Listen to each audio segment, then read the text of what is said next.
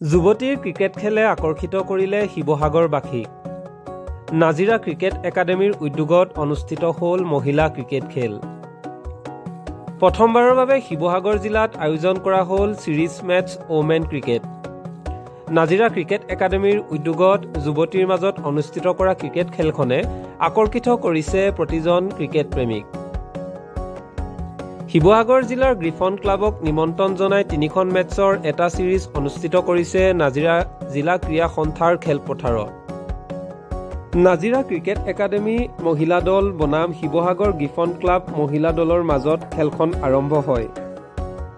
BCCI বা Assam cricket সন্থাই মহিলা ক্ৰিকেটৰ ক্ষেত্ৰত বিশেষ গুৰুত্ব প্ৰদান কৰি আহিছে। সেয়েহে নাজিৰা ক্ৰিকেট একাডেমীয়েও এই ক্ষেত্ৰত মহিলাৰ ক্ৰিকেট খেলৰ ওপৰত বিশেষ গুৰুত্ব প্ৰদান কৰা দেখা গৈছে। উল্লেখ্য যে নাজিৰা ক্ৰিকেট একাডেমীত খেলা দুগৰাকীকৈ খেলুৱৈ অসমকো প্ৰতিনিধিত্ব কৰিবলৈ সক্ষম হৈছে। অসমৰ ভিন্ন প্ৰান্তৰ গ্ৰাম্যাঞ্চলত বহু মহিলা ক্ৰিকেটাৰ আছে আৰু বহুতৰে খেলিবলৈ প্ৰবল ইচ্ছা আছে, কিন্তু কোনো সুবিধা তথা খেলাৰ বাবে এখন ক্ষেত্ৰ পোৱা নাই বাবেই ওলাই আহিব পৰা নাই। সেয়েহে সেইসকলক উৎসাহ প্ৰদান কৰিবৰ বাবেই নাজিৰা ক্ৰিকেট একাডেমীয়ে এই পদক্ষেপ গ্ৰহণ কৰিছে যাতে সকলো ওলাই আহে।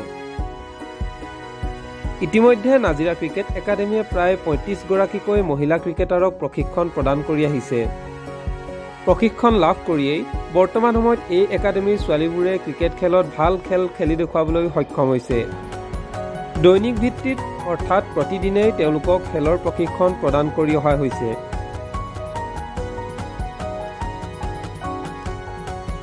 খেলুৱৈসকলৰ সুপ্ত হৈ থকা প্ৰতিভাবোৰ বিকাশ কৰিবৰ বাবেই এই ধৰণৰ টুৰ্ণামেণ্ট অনুষ্ঠিত কৰা হৈছে বুলিও ক্ৰিকেট একাডেমীৰ বিষয়ববীয়াই জানিবলৈ দিয়ে। শিৱসাগৰ আৰু নাজিৰাৰ মাজত হোৱা এই খেলখনে সকলোকে আকৰ্ষিত কৰিছে। 25 অভাৰৰ খেলখনত 16 বছৰ অনুৰ্ধৰ ছোৱালী খেলুৱৈসকলে অংশগ্ৰহণ কৰি অতি সুন্দৰ খেল প্ৰদৰ্শন কৰা দেখা পোৱা গৈছে। ইয়াৰোপৰি এই ধৰণৰ খেল অনুষ্ঠিত কৰাৰ বাবে খেলুৱৈসকলো যথেষ্ট উৎসাহিত হোৱা দেখিবলৈ পোৱা গ'ল। মহিলা ক্ৰিকেটক প্ৰচাৰ কৰিবৰ বাবেই নাজিৰা ক্ৰিকেট একাডেমীয়ে এই খেলৰ আয়োজন কৰিছে বুলিও জানিবলৈ দিয়ে, যাতে অসমৰ ভিন্ন প্ৰান্তত এই ধৰণৰ ক্ৰিকেট খেল আয়োজন কৰে।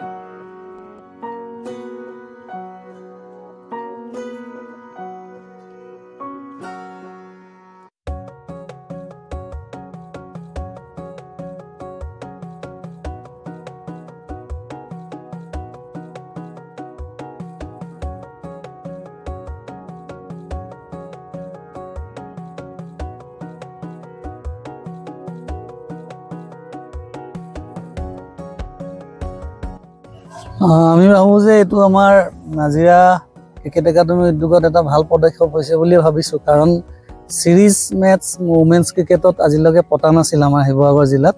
বিশেষকৈ নাজিৰা ক্ৰিকেট একাডেমী আমি উদ্যোগ এটা ল'লোঁ যে শিৱসাগৰ গ্ৰিফন ক্লাবক আমি ইনভাইট কৰি আনিছোঁ। আমি 3খন মেটছৰ এটা ছিৰিজ পাতিম। অৱশেষত আমি পুৰস্কাৰ বিতৰণো কৰিম। 2খন টীমৰ মাজত 3খন খেল হ'ব, 2টা টীমৰ মাজত। Nazira cricket academy women's team বনাম Sivasagar griffin club women's team. এতিয়া মই ভাবিছোঁ যে সুন্দৰ খেল এখন হৈছে। বিশেষকৈ BCCI হওক বা অসম ক্ৰিকেট সন্থাই হওক বৰ্তমান নাৰী ক্ৰিকেটৰ মহিলা ক্ৰিকেটৰ ক্ষেত্ৰত যথেষ্ট গুৰুত্ব আৰোপ কৰিছে, আৰু ইতিমধ্যে আমাৰ ক্ৰিকেট একাডেমীত খেলা দুগৰাকী খেলুৱৈ অসমকো প্ৰতিনিধিত্ব কৰিবলৈ সক্ষম হৈছে। আমাৰ কাৰণে ভাল খবৰ, যাতে এইসকলে এটা ইনস্পায়াৰ হওক বাকীসকলৰ কাৰণে, কাৰণ বহুতো গ্ৰাম্যাঞ্চলত ক্ৰিকেটাৰসকল আছে মহিলা ক্ৰিকেটাৰসকল, কিন্তু ওলাই নাহে। কিন্তু আমাৰ ক্ষেত্ৰত ভাল কি নাজিৰাত আমি প্ৰায় 35 গৰাকী মহিলা ক্ৰিকেটাৰক ইয়াত প্ৰশিক্ষণ দিয়াৰ ব্যৱস্থা কৰিছোঁ। বিশেষকৈ এই প্ৰশিক্ষণৰ ক্ষেত্ৰত আমাৰ ৰফিক আলী, তাৰ আগত ৰুবুল আলী, দুয়োজনে খুব সুন্দৰভাৱে প্ৰশিক্ষণ দিছে। আপুনি দেখা পাইছে বৰ্তমান মানে ছোৱালীবিলাকেও ক্ৰিকেট বৰ সুন্দৰকৈ খেলিবলৈ সক্ষম হৈছে। ইয়াৰ মূল কাৰণটো হৈছে তেওঁলোকক দৈনিক ভিত্তিত তেওঁলোকক প্ৰশিক্ষণৰ ব্যৱস্থা কৰা হৈছে। আৰু আজি শিৱসাগৰ গ্ৰিফন ক্লাব হওক শিৱসাগৰ জিলা ক্ৰীড়া সন্থাৰো প্ৰতিনিধি আমাৰ মাজত উপস্থিত আছে। তেওঁলোকেও খুব ভাল পাইছে, কাৰণ আমি কম্পিটিটিভ ছেটআপ লৈ খেলটো আগবঢ়াই নিলেহে খেলুৱৈসকলে খেলিবলৈ সক্ষম হ'ব। মানে তেওঁলোকৰ যিটো টেলেণ্ট, ইনাৰ টেলেণ্ট, সেইটো এক্সিবিট কৰিবলৈ তেতিয়াই সক্ষম হ'ব। আমি এনেকুৱা ধৰণৰ মেটছবিলাক পাতিব লাগিব, আৰু সেইটো উদ্দেশ্য আগত ৰাখি আমি ভাবিলোঁ যে 2টা টীমক মাতি এখন টুৰ্ণামেণ্ট টাইপ পাতি দিওঁ।